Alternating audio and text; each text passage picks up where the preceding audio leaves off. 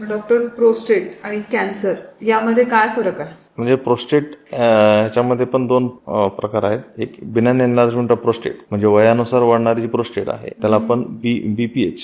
Prostate cancer म्हणजे ज्यावेळेस पेशी डिवाइड होऊन त्याचं विभाजन होऊन जी कॅन्सरस सेल्स तयार होतात त्याला आपण प्रोस्टेट कॅन्सर म्हणतो. ते डिवाइड होतात. हां, कॅन्सर सेल्स डिवाइड होतात बऱ्याचशा ठिकाणी त्याच्यामध्ये. पण एनलार्जमेंट ऑफ प्रोस्टेट आणि बीपीएच मध्ये पेशी जे आहेत ते विभाजन होतात. ह्याच्यामध्ये पेशी विभाजन होत नाही. एनलार्जमेंट ऑफ प्रोस्टेट म्हणजे प्रोस्टेटची वाढ होते, वयानुसार जी वाढ होत असते त्याच्यामध्ये पेशी डिवाइड होत नाहीत, त्याची हायपरट्रॉफी होते थोडक्यात असं म्हणायचं. त्याची लक्षणं सेम आहेत परंतु त्याचे जे निदान आहे आणि ट्रीटमेंट आहे ते त्याच्यामध्ये फार फरक आहे. मग याचं जे निदान आहे त्यांचं अनेक वेळा सांगितलं की आता तुम्हाला ऑपरेशनच करावं लागेल. नाही, असं नाही आहे काही. ज्यावेळेस प्रोस्टेटची वाढ होत असते त्यावेळी पेशंटला सिम्पटम्स दिसून येतात, म्हणजे पेशंटला त्रास होतो. त्यावेळी ते माइल्ड फॉर्ममध्ये असू शकतात. जर माइल्ड फॉर्ममध्ये असतील तर त्याच्यामध्ये आपण मेडिकल ट्रीटमेंट देऊ शकतो. म्हणजे प्रोस्टेट ग्रंथी जी आहे त्याच्यामध्ये त्याचं ट्रीटमेंटमध्ये दोन पार्ट असतात. एक मेडिकल लाईन ऑफ मॅनेजमेंट आणि एक सर्जिकल लाईन ऑफ मॅनेजमेंट.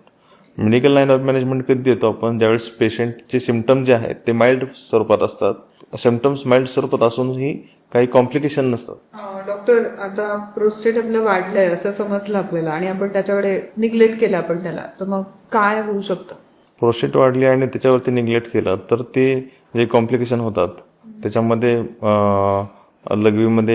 लघवीला जी पिशवी असते त्याला आपण ब्लॅडर म्हणतो, त्याच्यावरती ताण येतो. जी वॉल असते ब्लॅडरची ती थिक होते म्हणजे ती जाड होते. त्याच्यामुळे जे ब्लॅडरचे जे फंक्शन आहे ते कमी होतं. म्हणजे कॉन्ट्रॅक्टिलिटी जी आहे ब्लॅडरची ती कमी होते.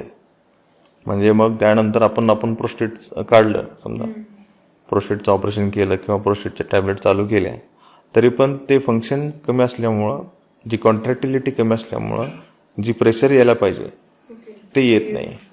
म्हणजे सुरुवातीला जर आपण तो आजार बघितला आणि त्याच्यावरची ट्रीटमेंट स्टार्ट केली तर ते इंटॅक्ट म्हणजे ब्लॅडरची जी फंक्शनल कॅपॅसिटी आहे, फंक्शन आहे ते इंटॅक्ट राहू शकतं. म्हणून हा प्रोस्टेटवरती दुर्लक्ष करून चालणार नाही. हे पहिलं गोष्ट आहे. त्यानंतर कधी कधी ताण येऊन त्याच्या पलीकडे जाऊन किडनीवरती पण प्रेशर येतं. त्याच्यामुळे त्यामध्ये मग त्यानंतर मग एंड स्टेज रिनल डिसीज म्हणतो आपण त्याला.